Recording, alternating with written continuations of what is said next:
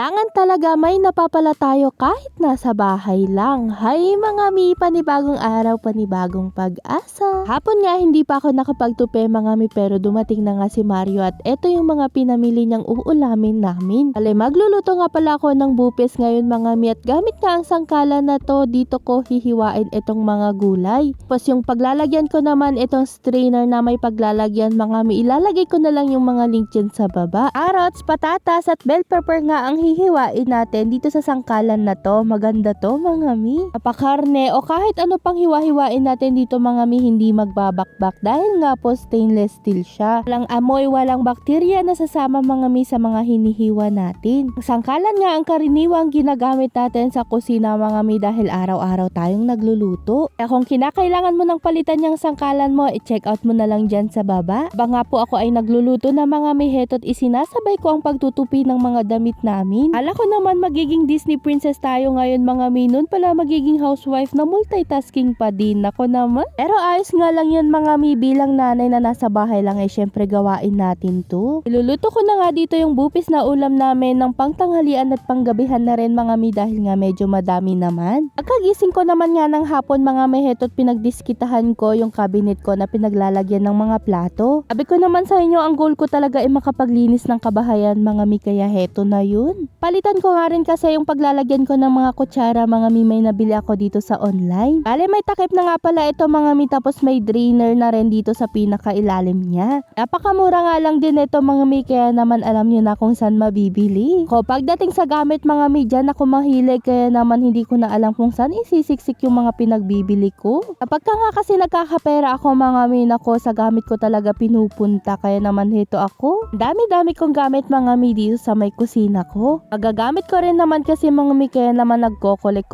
talaga ako. Kala inalis ko nga pala lahat ng gamit dito sa may cabinet na to mga mi, dahil ibra-brush ko nga sa may labas namin. Hindi na rin kasi kaaya-aya mga mi, madami ng kung ano-ano, tapos sobrang itim talaga nito sa likod. As in sobrang maalikabok mga mi, at talaga namang napabayaan ko na. Tapos yung pinaglagyan pa ng cabinet na ko, na ipunan na rin nga ng mga dumi mga mi. Diba Amazon na tayo mga mi, at kayang-kaya yung buhatin palabas ng bahay. Kala itong pinaglalagyan ko nga rin pala ng dishwashing liquid mga mi, push ka na lang dyan, nako lalabas na yung sabon, kaya naman alam nyo na kung saan mabibili.